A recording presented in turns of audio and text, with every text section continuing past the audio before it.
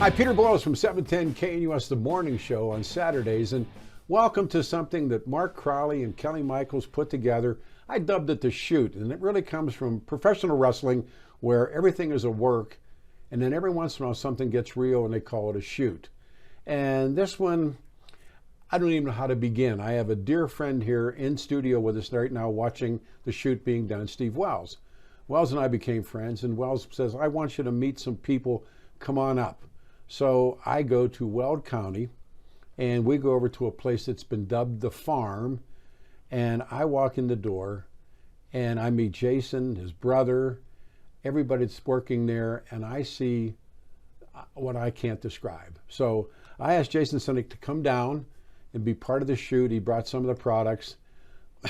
I don't even know where to begin. I mean, I usually got half a notion of how to do this.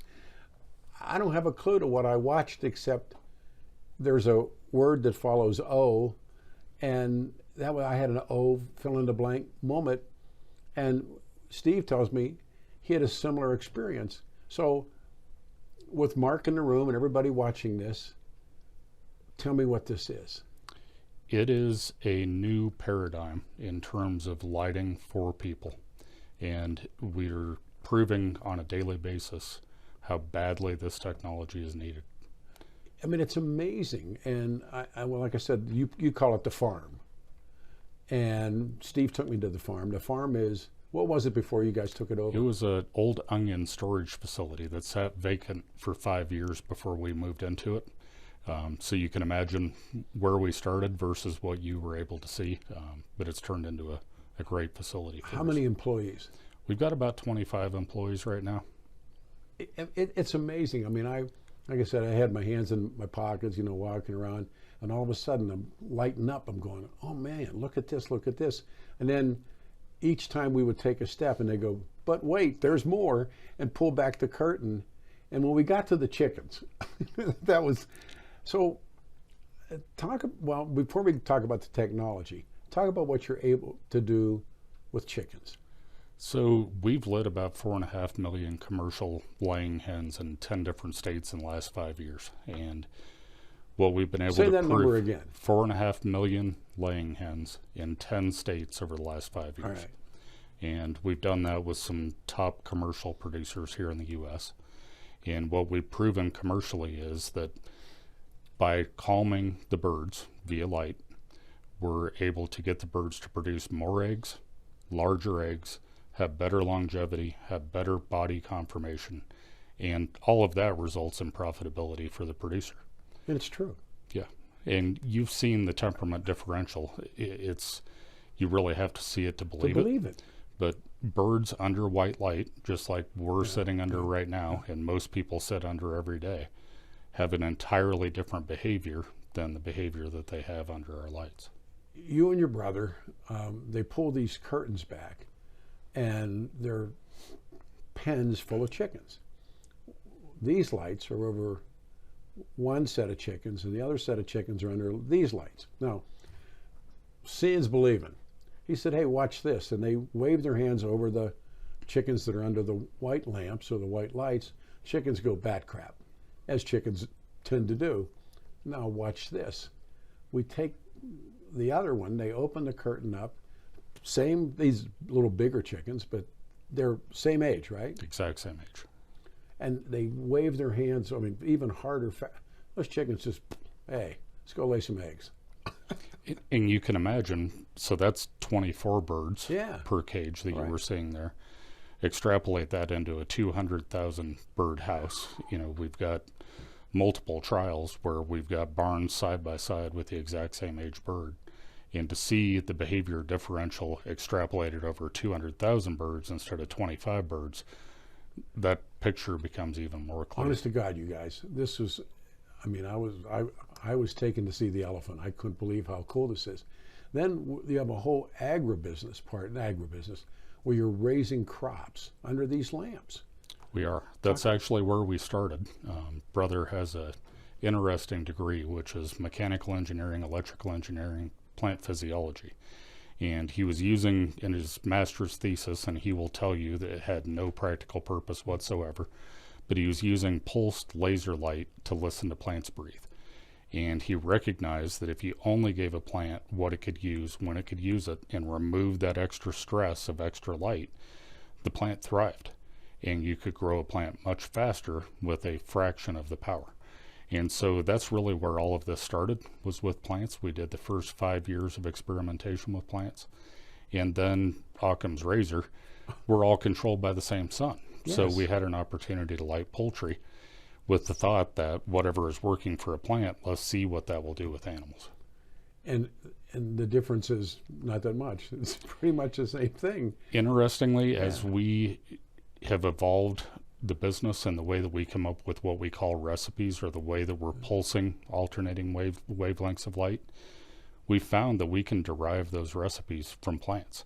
Whatever works with a plant, we will see a change in the animal models. Now you're also, and help me, you have plants you're growing that are crops that rejuvenate. And when I saw that, and you don't pull them out every year, you're smiling at me, but you know, Steve's a farmer rancher, but talk about that, it's amazing. We're seeing, without getting too deep into science, it's called epigenetics, and we're seeing some epigenetic changes in different plant species based on the recipe of light that we give to a plant at a very young stage. Essentially, when the seed germinates and breaks the soil. And it comes up under these lights. It comes up under these lights with a specific, what we call, again, recipe, the way that we're pulsing these alternating wavelengths. And when the plant sees that, it decides what it wants to be when it grows up. So we're seeing some very interesting changes in plants just based on how we're delivering the technology. Example of that, without getting too astray on the IP front, would be taking a annual plant that you would expect to have to plant every season in the field, planting that same seed, placing our technology over the top of it. When that seed comes up, you start to grow a plant. That plant then decides that it's going to be something different, and we're seeing different species of plants exhibit perennial type genes. So the benefit of that is, one, it uptakes nutrition about 70% better. Two, you don't have the diesel to go out and replant every season. And three, is producing the same types of proteins that the plant would otherwise for cattle feed. And you've done this generationally already. I mean, again and again and again and again, to say, look, this works. We have annual plants that are 11 years old, and in fact, you saw one of them a little bit sensitive about divulging too much just because of the IP front there, but absolutely, we're seeing some really exciting things. You guys, this is all for real. I mean, like I said, Steve Wells takes me. I was so flabbergasted by what you and your brother and the employees were able to do. Now applies to humans. Absolutely. By the way, have you done, I know chickens are animals, but they're fowl. What happens on mammals?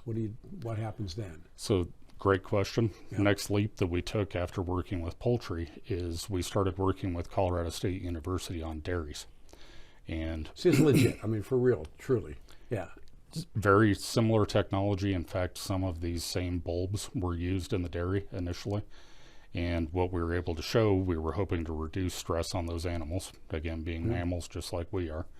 And we've been able to show through experimentation with CSU that we're improving milk production, increasing milk fat production. We've done maternity studies showing great benefits to both the mother and the calf, which obviously then leads to better production for the animal. And then we've taken that same technology and moved on now into open air feedlots, where we're lighting the feed bunk and the water trough only on open air feedlots. And we're seeing great health These are benefits. Mature cows that are... Well, actually, the last trial that we did a 6,000 head study. We started off with calves that averaged 225 pounds, so they came in very light. These were beef on dairy cattle. And we're very excited about the fact that some of the early data coming out of that is that we're reducing antibiotic usage by 50% versus the outdoor feedlot pens that don't have our technology. I think as people, that's a huge benefit. Oh, and again, I was stunned by this. So the cows get bigger now. Now comes people, but you have a PowerPoint that you show the rise, and I've talked to so many people about this, the rise in, I won't say new diseases or new disorders, but take us back to when we're, Cro-Magnons, or we're Neanderthals, or, early man, as someone's called. How different are we now than that character? So we've got 7 million years of human evolution. That's a long time. Yeah. About 150,000 years of Homo sapien evolution. Right. Then you take that 150,000 years, we invented a light bulb about 145 years ago. So very tiny sliver in time on this vast timeline. Out of that 145 years, the last 30 years, we invented things like cell phones, iPads, spent more and more time in front of computer screens. And it's very interesting. If you look at the inflammatory disease increases, the neurological disease increases over the last 30 years, it pairs up on that timeline almost 1-to-1. The last 30 years, we've increased all of these different disease processes. I would contend that, yes, nutrition's changed a little bit, probably in 30 years. Yes, environmental factors may have changed a little bit. The biggest thing that's changed is we spend 92% of our lives indoors underneath white lights, and then we add insult to injury by putting a predominantly blue screen, which is either your cell phone, your computer screen, or a TV, in front of us, and there are negative real effects to that. We went from an agri-economy and into the Industrial Revolution. This is the technology age. It really is. I thought a lot about, we've now spoken 3 times. All of this stuff that our kids are watching and kids are doing, why are they blue screens? Why are computers blue screens? When everybody's, well, I shouldn't say everybody, but we're sitting there with, 8 of them in the room right now, 8 computers in the room. Yeah. What's coming off of those computers? It's very interesting. If you take a very high-end light meter and put it in front of any screen, it doesn't matter what the content of that screen is. The predominant wavelength or the predominant color coming off of any screen is blue. In terms of why that is, I honestly don't know the answer to that question. But what we've proven through our research, and I'm going to take a step back talking about evolution again. We've been programmed by evolution to wake up with the sunrise and sunset, where we had very specific wavelengths that you can imagine come from a sunrise. Then work out in the field during the day, you get predominantly blue. And then at the end of the day, we get a sunset, get a whole new set of different colors, predominantly red. All of those are indicators to us to produce different hormones. And those hormones are everything from sleep hormones to anti-inflammatory hormones. All of those are based on circadian rhythm and these cues that we get from nature. Tell me circadian rhythm. So circadian rhythm, in fact, there was a Nobel Prize awarded about 3 or 4 years ago based on clock genes. Circadian rhythm is something that all mammals have, and it's what really gives us a sense of night and day, even in lieu of these external indicators that I'm talking about with light. What we've been able to prove is that when we put animals strictly under white light, like people are 92% of our lives, they're not producing the beneficial hormones that they need to be producing themselves. An animal that's getting the other wavelengths of light that are cueing their biology to produce beneficial hormones, we're seeing much better health, we're seeing much better conformation, we're seeing better bone development, and we think that all of these things carry through absolutely to people. Wow. So when the technological, or you can call it the age of television if you wanted to, but when that begins, and you have this, again, PowerPoint presentation, the rise of these disorders, is that a good way to call them? I think it is, and again, it comes down to inflammation is a major issue, and then neurological disorders, things like Parkinson's, MS, autism. All of those have had exponential increases in the last 30 years. You know, I've been now for 34 hours in a hyperbaric chamber, and we spend an hour a day in a hyperbaric chamber, and that's made me a true believer in so many different things. Plus, I have a wonderful physician in Cenogenics, Dr. McCallum. And there's sort of these forces that are in my life, and I'm an old guy, that now I want to go, wow, there is enormous things happening, but in some ways they're happening off the grid. Absolutely. You know, if I hadn't been a believer in hyperbaric, and I now have one of these lights, by the way, and I use it, I don't know what I would have done. And yet now you have sports. I don't know how much of this you can talk about. Sure. Talk about it. So, again, I'm going to regress just one step, and that is to say that after working with beef cattle, knowing that we were having a behavior change and also better health in large mammals, we went into racehorses. And interestingly, we're seeing amazing results really across the board, because a racehorse has a predisposition to be fast. They're genetically trained, genetically made to run. Yeah. The problem is that comes with some behavior issues in a lot of these high-end racehorses. And so the thought was, if we could calm the behavior of the racehorse so that you were just left with that basic ability to run and concentrate on the task at hand, that you get a better result. What we've proven is that is absolutely true. We're seeing amazing results out of horses. That experiment? So we've got horses in Oklahoma, Texas, Colorado, and Kentucky right now that are all under lights. And so at night? So this is placed in their stalls. Right. As long as the horse is in the stall, they're receiving this information. They're overheads. And they're overheads, and then also we've placed lights out in the alleyways so that they're shining directly into the horse, because a lot of horses have the ability to put their head out into the alley, and that's where the feed is. Our target is the eyeball. That's what makes us different from any red light therapy or anything else in the market. This light has to go through your eyes, because it is the direct circuit into your brain for producing these beneficial hormones. Racehorses are the athletes of the animal world. Absolutely. Now, jump to this. Again, if I'm asking something, you can just say, no, we can't talk about that. Sure. But you do have sports teams. We do. We have a number of NFL teams that are currently using this.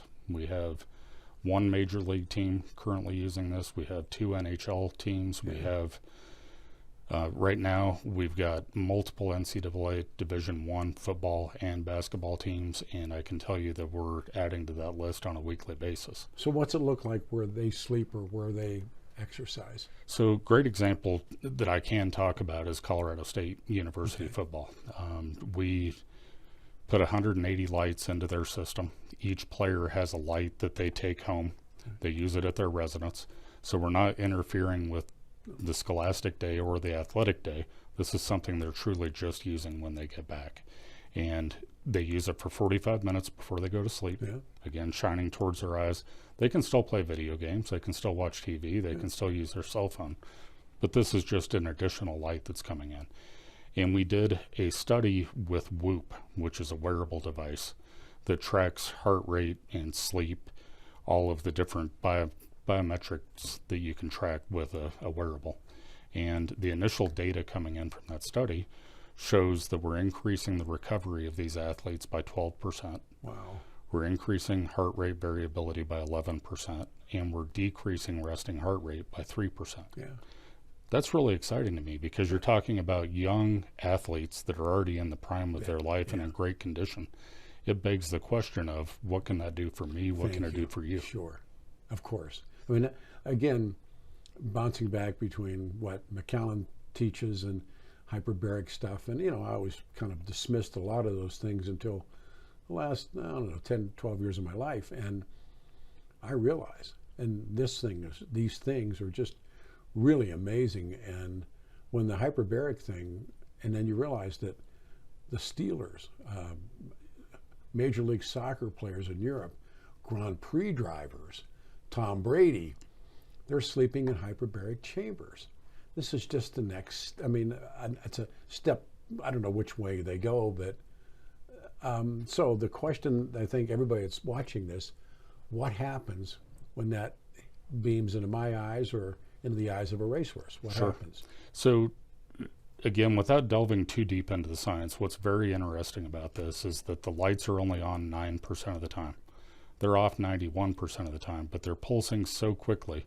As you can see with the lights here, you don't sense any No, it pulsing. looks like it's, I mean, there's a blue and a red here that Mark is showing. What are they doing? The reason why they're off 90% of the time is the biology can only accept so much light information. The rest of it is a stressor. And I think I gave you this example. If you look at a bright red light and look away, you see a white spot. Yeah. It's because in your eyeball, you have molecules that accept light and give off electrons down your optic nerve to tell your brain there's a light there. Those molecules can only give off so many electrons, and there's a process to rearm them. By using this pulsed alternating wavelength system, we're using a different wavelength of light and pulsing alternating between these wavelengths to drive that biological process in a much more efficient way. So we're delivering this about 250,000 times a second, even though to your eye it looks like it's constantly on. The amazing thing is, and I think this tells the story more than anything, going back to the evolutionary story again, is that our biology, the optic nerve I always thought of as purely being for vision. It's not. It actually splits off underneath your brain and goes up into an anatomical feature called the SCN junction.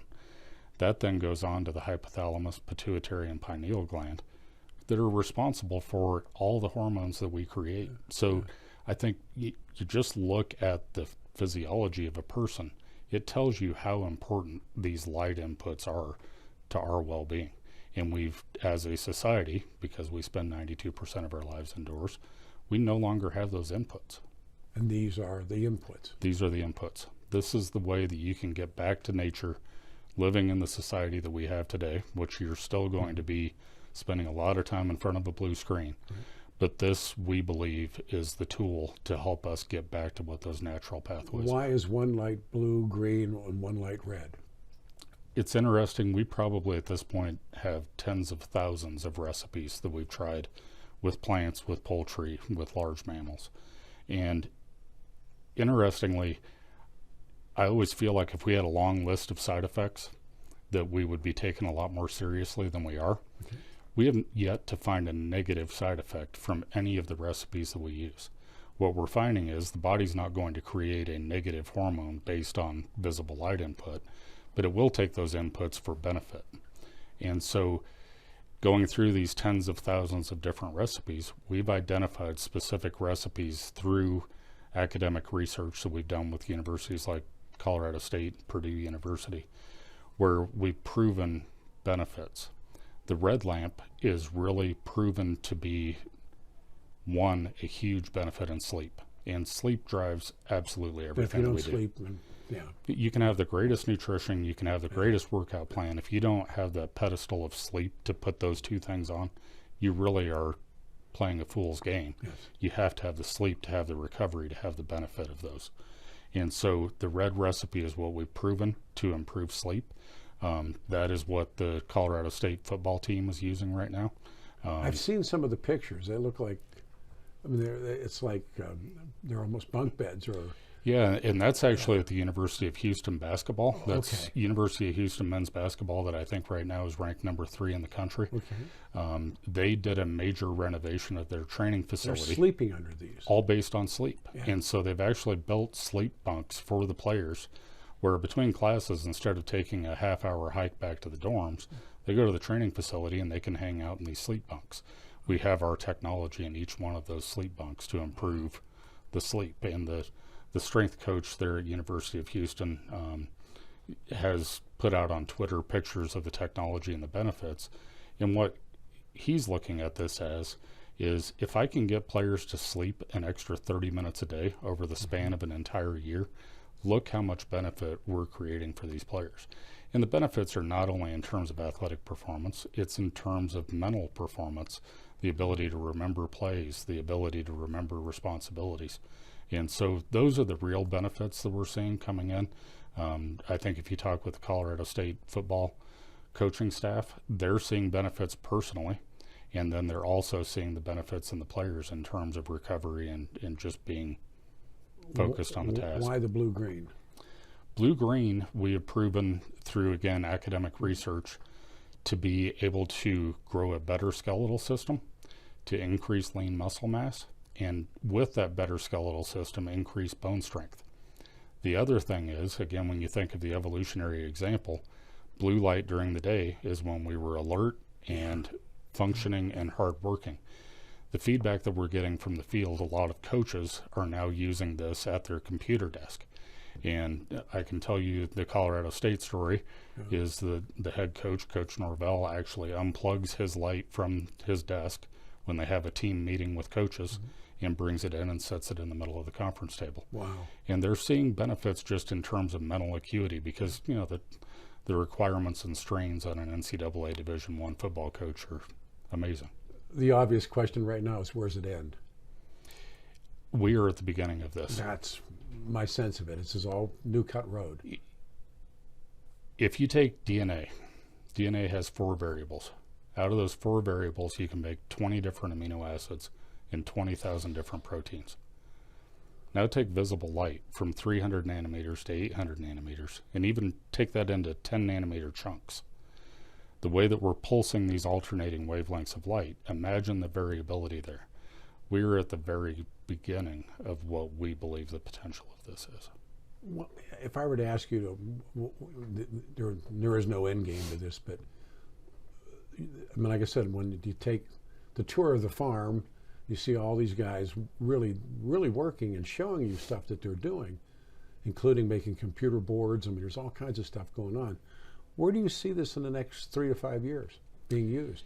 We are in conversations right now with a number of teaching universities on the human front to go dive deeper into what effects we're having on people. We know that we're having positive effects in sleep. We're very cautious because we haven't done any FDA studies to make any medical claims, but we are absolutely seeing improvement in quality of life in people with diseases like MS, Parkinson's. I can speak firsthand. My father-in-law suffers with Parkinson's. This light has been a huge benefit to his daily living. So we, in essence, we don't know. We don't know. I don't want to, to make this into a sales pitch, but because that wasn't the intent of any of this. I was just in awe of what Jason and his brother and their company are able to do. I have one of these. I have the red version. I use it. I mean, I had to text you, how many feet away do I have to be? Sure. And my daughter uses it, and I think the little bit of time I've been under the light. Why don't you just give a website, and that way we're not doing a sure. hustle. Do the website. Website is xti.us, and there's probably more information than you're going to care to dig through if you really want to get into the science. We've taken pride in the fact that we've led this technology with science. Brother and I both have scientific backgrounds. Yeah. We want to differentiate ourselves in that way. This is not some new gadget. This is something that, to date, we founded the company in 2014. We've spent about $25 million. We've got 65 patents on the technology at this point. You should see this place that they call the farm. I mean, it's all the patents are on a wall, and I didn't know what to expect. Sure. And I was just taken aback by it, just like, oh my heavens, what they're able to do. And this may come off as corny, and that's not the intent, but my brother and I truly believe that this technology has been given to us as a gift, and it's our job to then go out and tell the story about the benefits, because like you said, I think there is no end of what we're going to find the benefits of this technology to be. There are epochs in history, and when things break away and change, and some of them aren't always good, and some of them are great, but this, I'm telling you, what I witnessed and what I feel, again, it's XTI, and then put the rest of it on Lumen, but don't do that. Yeah, the website is xti.us. Take a look and get a hold of these guys. You can look at their website. The objective of this show was just I'm in awe of what they're able to do, and you should take a look at it, and we'll have them back with us again and again and again. I think it's one of the secrets of what is going on. I can't tell you how much I appreciate your friendship and everything you've done, and thanks to Steve. Absolutely. Well, thank you for allowing us to tell the story. Every once in a while, you see something, you go, I want to show this to people. Thank you. This Saturday, we're down the hall doing the morning show. We now start at 10 instead of 9, and we're going to talk about morality. Does morality even count anymore in politics? Again, it's XTI.us. Take a look. Tell your friends about it. It is amazing. Take care of yourselves, and by the way, Happy New Year. I'll see you Saturday morning on the radio show 710 KNUS.